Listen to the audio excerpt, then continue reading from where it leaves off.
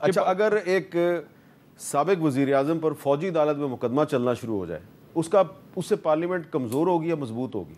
देखिए मीर साहब, गुजारिश ये है ना, एक सबसे पहले साबिक वज़ीर आज़म अगर ये काम करे तो सबसे ज़्यादा अफसोसनाक है। फाटा से, अफ़गानिस्तान से आया हुआ दहशतगर्द, क्योंकि उसने दाढ़ी रखी हुई है, क्योंकि वो पगड़ी पहना हुआ है, क्योंकि वो यूनिवर्सिटी का ग्रेजुएट नहीं है, वो क्लीन शेव नहीं है, वो इंग्लिश नहीं बोलता, वो आके मियाँ वाली एयर बेस पे हमला करे तो दहशतगर्द है। क्लीन शेव, जीन्स पहना हुआ, बाहर का पड़ा हुआ, उसके आप गले में पीटीआई का परचम हो, तो वो इनकलाबी है। और एक वजीर आजम अगर ये कॉन्स्पिरेसी करे 9 मई की, मुझे तो मेरा ख्याल है उसको तो इससे भी सख्त सजा होनी चाहिए। कोई आम कारकुन करे। आपको कोई इतराज नहीं है कि अगर इमरान खान पे फौजी अदालत में मुकदमा चले? मीर साहब, गुजारिश ये है, सबसे पहली बात तो ये है, ये अलमिया इस पाकिस्तान का कि इन अदालतों से ना आम शहरी सेटिस्फाई हैं। जब आप 9 मई के मामलात को 1.5 साल गुजर गया है, फुटेज मौजूद है, एविडेंस मौजूद है, किसी को सजा नहीं देंगे तो फिर जंगल का कानून बना दें। इसी तरह हुआ था, ये जो फौजी अदालतें हमने बनाई थी, क्यों बनाई थी मीर साहब? बड़ी डिबेट हुई थी, ये हम सारे दोस्त साथ थे। क्यों? इसलिए कि अदालत निज़ाम इंसाफ में ये ताकत नहीं थी कि वो दहशतगर्द को सजा दे सके। ये वो आदमी है जो हैंडसम एंड पॉपुलर अपना कानून चाहता है। ये चाहता है मेरा 62-63 और हो, मेरे लिए फॉरेन फंडिंग हो, मेरे लिए मेरी बच्चियों का मामला हो, मेरे लिए कोई मामला। देखे मेरी बात सुने, मेरा और उसका एक कानून के साथ करे। मैं तो इन्हें अदालत में जाऊं, मैं जाके पांव पड़ जाऊं, मुझे माफी नहीं मिलती। ये जाएं, ये तशरीफ खान साहब ले जाएं, इस्लामाबाद को आग लगाएं, आपके सामने लगी, आज तक मुकदमा वहां पर है। मेरा और उसका एक जैसा केस क्यों नहीं चलता? नहीं, फैसल वाडा को और मुस्तफा कमाल दोनों को माफी मिली। मीर साहब अच्छा किया मिली, मैं अपनी बात कर रहा हूं। और मैं मिडिल क्लास का आदमी हूं, मैं लॉ ग्रेजुएट हूं, और मैंने किया क्या था? मेरी तकरीर चलाएं और खान साहब की चलाएं। यानी खान साहब क्योंकि हैंडसम एंड पॉपुलर, तो आप भी हैंडसम हैं? नहीं, वो हैंडसम और पॉपुलर किसी और सेंस में, वो लाडले है, उनके लिए कानून उनकी मर्जी का होगा। अच्छा, अब डोगर साहब, कुछ लोगों का ये ख्याल है आपकी पार्टी के कि जी हम तो अक्टूबर में पंजाब की गवर्नमेंट गिरा रहे हैं, लेकिन इनका ये ख्याल है कि आपके गिर्द तो घेरा तंग होने वाला है। देखें जी, घेरा तो यकीनन बहुत तंग है। ये जो पार्लियामेंट की बात करते हैं उसकी वाज़ेह मिसाल है, एक हमारा इलेक्टेड एमएनए हाजी इम्तियाज़, जिसको पहले उठाया गया, फिर 8 दिन के बाद उसको अदालत में पेश किया गया। एक झूठा 3 लाख रुपए का भोंडा मुकदमा बनाया गया कि जी ठेकेदार से 3 लाख रुपए लिए हैं। उस ठेकेदार ने अदालत में बयान दिया कि ये जो मेरे दस्तखत हैं, ये तो उन्होंने कहा था कलाशनकोव को लाइसेंस बनाना है। उसके बाद पार्लियामेंट का इजलास शुरू होता है। मीर साहब, हम पूरी पार्लिमानी पार्टी दस्तखत करके उमर अयूब साहब की हम सरबराही में स्पीकर के पास जाते हैं। स्पीकर को कहते हैं जी ये आप कस्टोडियन है, आपका इलेक्टेड एमएनए है, इसके प्रोडक्शन आज जारी करें। स्पीकर कहता है जी मैं करता हूँ, आज ही करता हूँ, अभी करता हूँ। सेशन के बाद 7 बजे शाम को स्पीकर आईजी पंजाब एक्टिंग को फ़ोन करता है कि भी मेरा ये एमएनए, असेंबली पूरी आई है, मैं प्रोडक्शन ऑर्डर जारी करता हूँ। उसने कहा सर हमें थोड़ा सा टाइम दें, हम आपको सोच के बताते हैं, आपके करते हैं। सर ठीक 1 घंटे के बाद 8 बजे स्पीकर के मोबाइल पे रात को फ़ोन आता है कि सर उसको तो गुजरांवाला, पहले उस police custody Gujranwala, remand judicial Gujranwala, कि जी गुजरांवाला से गुजरात लेकर जा रहे थे, रास्ते में पुलिस पार्टी के ऊपर 10-12 बंदे हमलावर हुए, उन्होंने आछी असला से गाड़ी को ब्रस्ट किया और हाजी इम्तियाज़ को छुड़ा कर ले गए।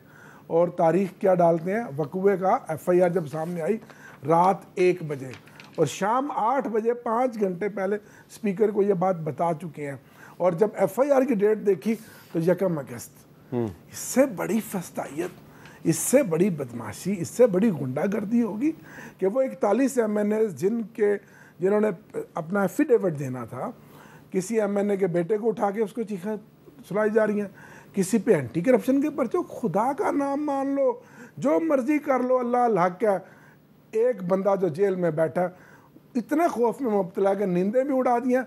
हर हीला हरबा हुकूमत, उसके इदारे, पुलिस लगी हुई है कि इमरान खान और उसकी पार्टी को तोड़ दें, उसकी मकबूलियत को ख़त्म करें, वो नहीं कर पा रहे। खुदा का नाम मानो, इस मुल्क का कुछ सोचो। इस मुल्क नहीं, तो में आप आगे जो जाना, आपने नई स्ट्रेटजी बनाई है कि अब आप 100 रुपया यूनिट आम आदमी वो बिजली का ठीक दे रहा है, है। वो सर लेकिन 5 महीने हो गए इनकी हुकूमत लेकिन को, वो जो आप सिर्फ एक काम कर रहे हैं कि इमरान खान को कैसे तोड़ना है, अब उसकी जो पार्टी को अब जो कैसे इमरान तोड़ना। खान साहब ने ऐलान किया कि मैं अब फौज से मुज़ाकरात करूंगा, तो फौज से मुज़ाकरात किस बात पे होंगे? क्या आपका ख्याल है फौज आपको जेल से निकाल देगी? सर नहीं, बात जेल से निकालने की नहीं है। जेल से अगर इमरान खान ने निकलना होता तो फिर जेल ही ना जाता, आप समझते हैं। मैं आपका भी सुन रहा था कि 3 दफ़ा उन्होंने ये डील रिजेक्ट की है।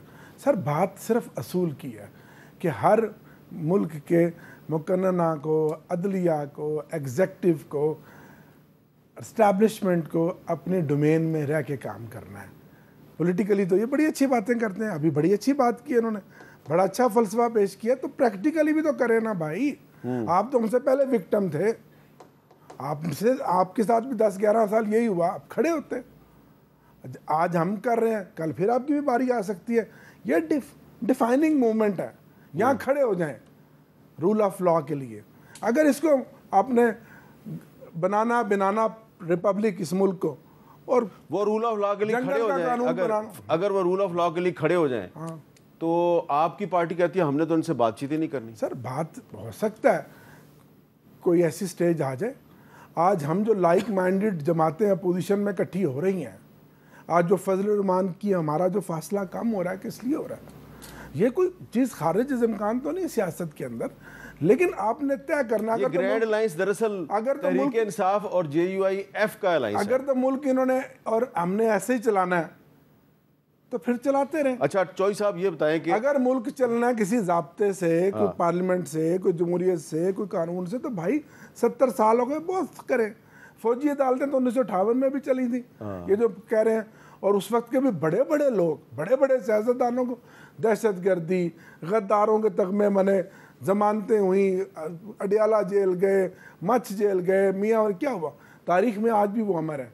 आज आप जो मर्जी कर लें, तारीख हमेशा उन लोगों के साथ है जो अमर हो जाते हैं, जो हक के रास्ते में चलते हैं। चौई साहब ये बताएं कि अगर ये एक ग्रैंड अलायंस बन जाता है और फजलुर रहमान साहब जो पहले PDM के सरबराह थे और आपकी पार्टी भी PDM में शामिल थी, अब अगर फजलुर रहमान साहब और PTI जो है वो आपस में अलायंस कर लेते हैं तो आपके लिए प्रॉब्लम तो होगी। देखिए, एक तो मीर साहब, देखिए मेरे तो यहाँ पर लोगों को आइन पे कम यकीन है, लेकिन उल्मा पे ज़्यादा यकीन है।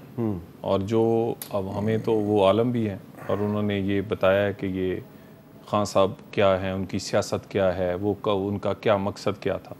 और अगर वो इसी तरह बानी PTI की ताकत बने और उसके अलायंस का हिस्सा हों तो वो तो अपनी नफ़ी करेंगे, और मेरा नहीं ख्याल ये होगा या ये अमली तौर पे चलेगा। बानी PTI का एक फार्मूला है, use, abuse and dispose of. वो कोई दोस्त हो, use, abuse and dispose of, हाँ, वो उनका कोई दोस्त हो, वो उनका कोई पार्टी का बंदा हो, वो उनके कोई अलायंस हो, अल्हम्दुलिल्लाह उन्होंने हर एक के साथ एक जैसा सलूक किया है। और बाकी रही मुश्किलात, देखिए इस वक्त हमें मुश्किल है लोगों की ज़िंदगी आसान कैसे करनी है, हमें मुश्किल है कि बिजली की हमने कीमत कम करनी है, हमें मुश्किल है कि लोगों की आमदन बनानी है, हमें मुश्किल है एक्सपोर्ट बढ़ानी है, हमें मुश्किल है मईशत चलानी है। हमारी ये मुश्किल नहीं है, और ये तो अपने लिए खुद मुश्किल में है। मेरा मतलब है, एक जाता है वो कहता है मुझे इख्तियार मिला है सब कुछ करने का, 1.5 घंटे बाद दूसरा मिलता है, वो कहता ये बिल्कुल गलत कह रहे थे, इख्तियार हमारे पास आ गया। ये आपस में लड़ के इनकी अंदर की हालत बड़ी, मैं अब यकीन करें सियासी पार्टी है, मुझे अफसोस होता है। और इनके जो जेन्युइन लोग हैं ऐसे जो ये भी बैठे हुए हैं, वन ऑफ देम, इन बेचारों की जो भी है जैसे भी हैं, मौलाना फजलुर रहमान साहब को इन्होंने अट्रैक्ट कर लिया अपनी तरफ। मेरा देखिए, मेरी गाल से अट्रैक्ट बेशक कर लिया, ये तोड़ काम नहीं चढ़ेगा। अच्छा, नहीं चलेगा, और ये नहीं चढ़ेगा। और यकीन एक मैंने ब्रेक लेनी है।